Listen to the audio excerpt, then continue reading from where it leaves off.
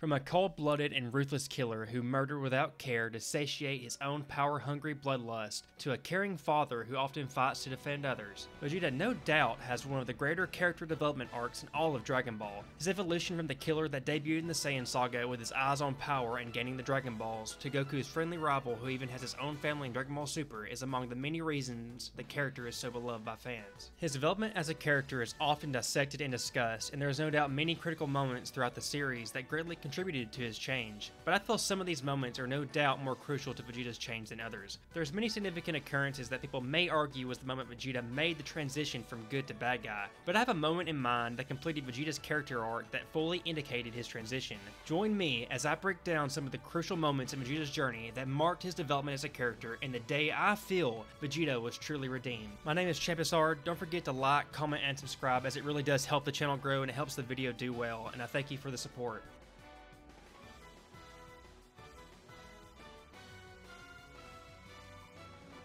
It's important to keep in mind that Vegeta was born into power and royalty, being the son of the King of the Saiyans, King Vegeta. He was trained and molded to be ruthless as he would one day inherit the throne of his father. He always tried to be the ideal Saiyan warrior that would be able to conquer his enemies and expand the Saiyan race.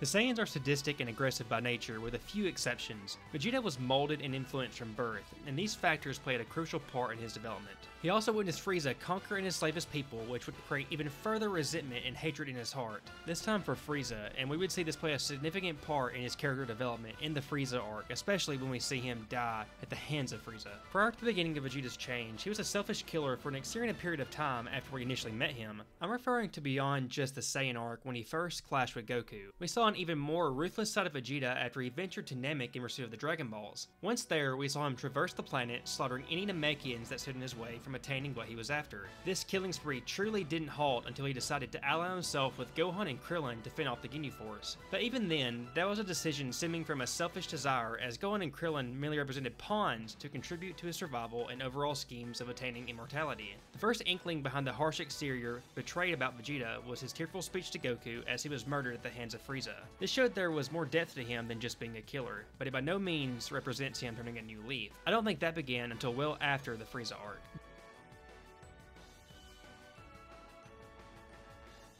Was the first indicative factor that Vegeta was starting to undergo change and release the selfish and power-hungry desires that once consumed him. Even within the context of the story, when future Trunks reveals to Goku that Vegeta is actually his father, even Goku himself is shocked to discover this due to Goku being fully aware of Vegeta's sadistic nature that he'd come to know so well. For a first-time watcher, this should also come as a surprise as well. With a bit more context, with Vegeta being an alien with no place to stay on Earth, he ended up staying at Capsule Corporation, which naturally ended with him spending a vast amount of time around Bulma. Despite not receiving much information about their time together, Bulma had a profound effect on Vegeta in the years leading up to the arrival of the androids. Not long before this, Vegeta had even considered destroying the Earth, but now he had settled in and even conceived a child. We discover later in the Buu arc, through statements made by Vegeta, that he was most definitely not the most affectionate and caring father, as Vegeta essentially states he's never held Trunks. But that very fact shouldn't come as much of a surprise, as that fact could be surmised by some interactions in the Android and Cell sagas. The Vegeta having a family and actually staying on Earth to begin with is far removed from the man he was on Namek. He clearly still was holding on to much of his prideful resolve to be the strongest that was fueled by his selfish ambitions. This was indicative shortly after he became a Super Saiyan and defeated Android 19. As he wanted to pursue Dr. Gero, a confrontation between Vegeta and future Trunks ensued. In chapter 347 of Dragon Ball, Dr. Gero, or Gero depending on what version of the show you watched, launched a final ki blast in a desperate attempt to escape. Future Trunks saves both Bulma and Baby Trunks from the dangers of the blast. Trunks confronts Vegeta about why he didn't attempt to save them, stating that they're his wife and child. Vegeta replies bluntly, "Ridiculous, I have no use for sentiment." He then warns Trunks to stay out of his way as he pursues Dr. Gero. This shows that victory, in proving he's the strongest by being the one to destroy the androids, trumps the safety of his own family in this moment. This arrogance and lack of sentiment for his family presents itself again shortly afterwards when Vegeta aids Cell in absorbing Android 18, going so far to satiate his desire to fight a stronger opponent while ignoring the obvious dangers that he even engaged Trunks in battle to prevent him from interfering in Cell's pursuit of perfection. While at this point, Vegeta displayed an extremely cold exterior towards his own family, displaying zero concern of their well-being. This would change in the Cell games. For perhaps the first time, we would see Vegeta display his care for others. After Cell's return to Earth following Goku's sacrifice, Cell fires a blast that ultimately kills Trunks. In chapter 414 of the manga, we see Vegeta looking at Trunks' lifeless body with a shocked expression. Moments later, rage over seeing his son dead consumes him and he charges Cell. Even though he's outmatched by Cell's renewed strength, Vegeta unleashes a barrage of ki blasts. Though futile in the end, this is the first time that Vegeta truly showed care towards his family. I explored earlier in the video moments that occurred earlier in the arc, where Vegeta showed a great lack of concern. Though possibly feigned to an extent with his lack of concern at earlier junctions, it was around this time when Vegeta began to display he could set aside his own pride and show empathy in this critical situation. We even see him apologizing to Gohan as he accepts he was a liability in Gohan's battle against Cell. I believe this was a pivotal point in Vegeta's shift towards being a more righteous and less selfish individual, but it was still far from the moment I consider him to be truly redeemed and changed, as he would go on to endure many more setbacks.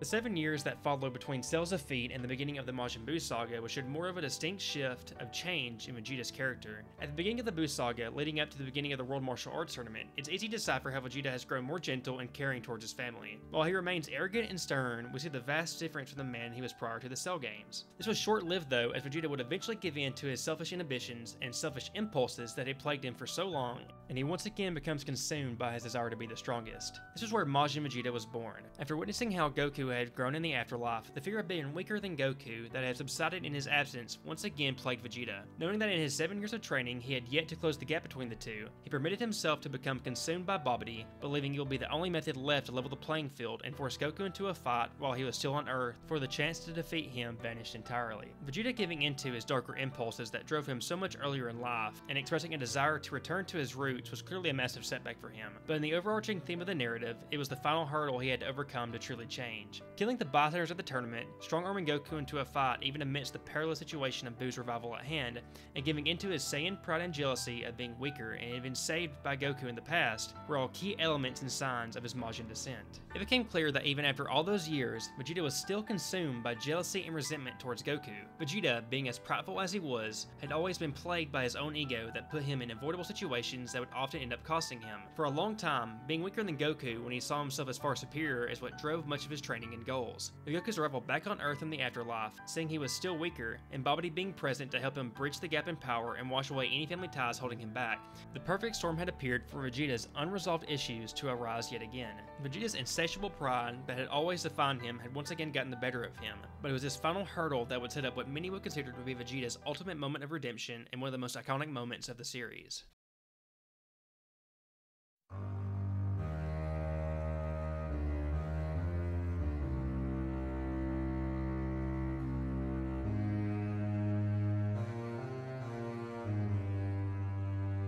Vegeta's final atonement, as it's known, is an iconic moment in the Dragon Ball franchise. As the battle with Goku raged on and Buu was awakened, Vegeta began to come to his senses. Even though he lured Goku into a false sense of security to knock him out, he did so to allow him to begin atoning for allowing Buu to return in the first place. He chose to carry the burden of defeating Buu alone. As Vegeta realizes he isn't powerful enough to defeat Buu in combat, he makes the decision to sacrifice himself. He acknowledges how he had hardly ever held Trunks and requests a hug before knocking him out, under the impression he'll never see his son again. After talking to Piccolo, Vegeta is aware he won't go to the afterlife and keep his body as Goku did, that his soul would instead be cleansed. He accepts this and condemns himself to his fate despite knowing what's in store. I think many people gloss over this aspect of Vegeta's sacrifice. When Goku did the same in the Cell Saga, Goku already knew he would get to keep his body. This doesn't make either's act more or less humble than the other, but it makes Vegeta's a bit more bittersweet, as Vegeta could essentially cease to be, even in the afterlife. Piccolo acknowledges that this is the first time in Vegeta's life that he's fighting for someone other than himself. Normally he fought to satiate his hunger for battle and to feel powerful, but now his sacrifice and will to fight was to atone for his mistakes that had led to this perilous predicament and protect the likes of his wife and son, and even Goku himself. He states as much in his iconic final farewell before the sacrifice. It's easy to see why many would see this as Vegeta's redemption. The evidence is there and there are great points to be made. He acknowledges that he won't get the afterlife he desires, know that he will lose his life in the process, and is doing it all for others and not himself, something he had never done previously. Vegeta's sacrifice may be the most important moment for Vegeta and his entire character arc, but it isn't the moment I consider him fully redeemed, as there's still a few unresolved issues still at play.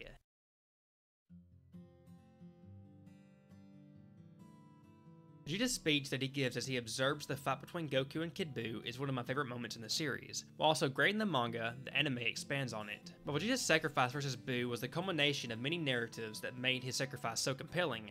Vegeta never quite had the realization that had led him to that point in the first place. While observing the fight between Goku and Kid Buu, Vegeta begins to go through self-examination and acceptance. He accepts that Buu is far stronger than him, and only Goku can fight him on a level playing field. Vegeta discusses how he thought it was how Goku was so determined to protect the ones close to him that spurred him to superior levels of power, but realizes that when he himself also had others to protect, it didn't equal the same results. Vegeta realizes that it boiled down to how they approach battles. Vegeta states that he always fought to win, to achieve victory while enjoying his superiority over others. He fought to defeat and kill his enemies to further boost his already near insatiable pride. Whenever Goku has endured defeat, he often meets that failure with a smile and newly discovered motivation to keep training and push himself even further. He would look forward to overcoming the obstacle that had just proved to be too much for him. We see this in the World Martial Arts tournaments in his defeats to Roshi and Ten Shinhan, but Vegeta took a far different approach to defeat. He entered almost every fight with an overwhelming sense of superiority, feeling a desire to prove himself even stronger than those he deemed inferior to boost his pride even further.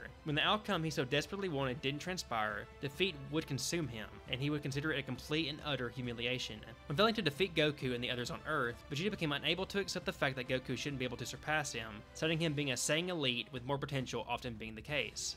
For a long time, his desire to be the strongest was fueled by jealousy towards Goku, due to every time he failed to surpass that near insurmountable plateau, he would become more enraged. But Goku would meet stronger opponents with excitement and found it as a new goal to strive for. Vegeta realizes this and more, as he acknowledges that Goku didn't truly fight to win, but to better himself. That Goku always fought to push his own limits. Where Vegeta fought to win for his pride, Goku fought to push himself. Where Vegeta killed, Goku showed mercy. Saiyans are defined by their cruelty and love for fighting, but Goku differed from that narrative. Goku loves to fight but is also kind, something Vegeta admits he found hard to believe, but it's that very nature of which Goku approached battles that always pushed him further ahead. In this moment, Vegeta openly acknowledges that as of now, Goku is number one, something he had always tried to deem impossible in the past due to his deeply rooted biases that Saiyan elites could never be weaker than Saiyan lowborns under any circumstance. Now able to discard that blinding notion, Vegeta is finally able to rid himself of the burden of the negative aspects of his pride. Hang in there, Kakarot, you are number one, Vegeta says. Or, you're better than me, Kakarot, you are the best, if you watch the original Funimation dub of Dragon Ball Z. Regardless, the original meaning is the same. Vegeta comes to terms with how his pride and anger had blinded him. He realizes the difference between him and Goku. He humbly acknowledges that Goku is the only one strong enough to defeat Buu, and fully puts his faith in him. I think this moment where Vegeta finally lifts the burden of his pride and blindness when it came to Goku is the culmination of his character arc. The moment I can say he is fully redeemed. I believe this moment and his sacrifice earlier in the arc both work in tandem. The first with him taking responsibility for the mess he had created and giving his life for others despite knowing that he wouldn't get the same afterlife as Goku. And in this moment on the world of the Kais, him finally alleviating the burden that had led him astray so many times to begin with. All culminating with what made Vegeta such a beloved character. This is the culmination of Vegeta's long and winding character arc. The completion of the narrative that showed us that in Dragon Ball, even Goku's most ruthless enemies could change.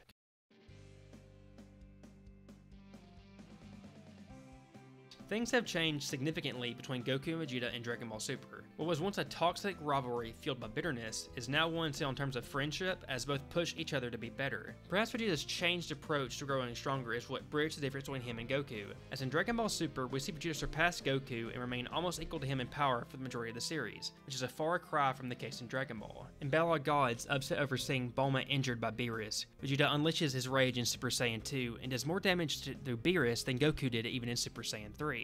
A power-up acquired by seeing a loved one get hurt. Goku acquired Super Saiyan God, Vegeta forged his own way to godhood, also acquiring Super Saiyan Blue in Resurrection F, something we also saw Goku do. But we also know that Vegeta did it his own way, unlike Goku. As Goku found a new realm of power through the Saiyan God ritual, Vegeta forged his own way into acquiring that same power, but on his own terms and in his own way, by himself, leveling the playing field with Goku in that scenario. We see this for the majority of the series as Goku and Vegeta continue to alternate power-ups, and each time leveling the playing field with one another. If one is to surpass the other, it is short-lived before that difference is closed. When Goku got Super Saiyan Blue Kaioken, Vegeta got Super Saiyan Blue Evolution. When Goku got Ultra Instinct, Vegeta went his own way and acquired Ultra Ego. They continue to push each other to grow stronger, even though each is on their own path of power. Goku with Ultra Instinct, and Vegeta with Ultra Ego. But maybe that's the result of it being a healthy rivalry in Dragon Ball Super, unlike it was in Dragon Ball Z, when Vegeta was often consumed by jealousy and rage. Now, much of what drives him to be stronger is out of competitiveness with Goku, and a desire to be strong enough to protect his family. It wouldn't be far-fetched to say that Vegeta is perhaps the most beloved character in Dragon Ball aside from Goku himself. And a lot of that stems from Vegeta's long and complicated character arc. Seeing who was once a serious threat and villain slowly become a friend and one of the main characters is surely an exciting journey. Vegeta's development has presented us with many iconic moments in the franchise, from Vegeta's sacrifice against Majin Buu to the one I coined being the moment he was truly redeemed in Hanging There Kakarot Universe number 1, which has been the epicenter of many great moments that are still talked about today. But coming from the ruthless killer he was in the Saiyan Saga to the loving follower he is in Dragon Ball Super, I think it's safe to say that Vegeta truly has been fully redeemed. My name is Champazard. Do you agree or disagree with what I had to say? Let me know in the comments when you think Vegeta was redeemed, and some of your favorite Vegeta moments. If you enjoyed the video, please consider leaving a like, commenting, and subscribing, as it really helps my channel grow. I really hope you enjoyed the video, and I'll see you next time.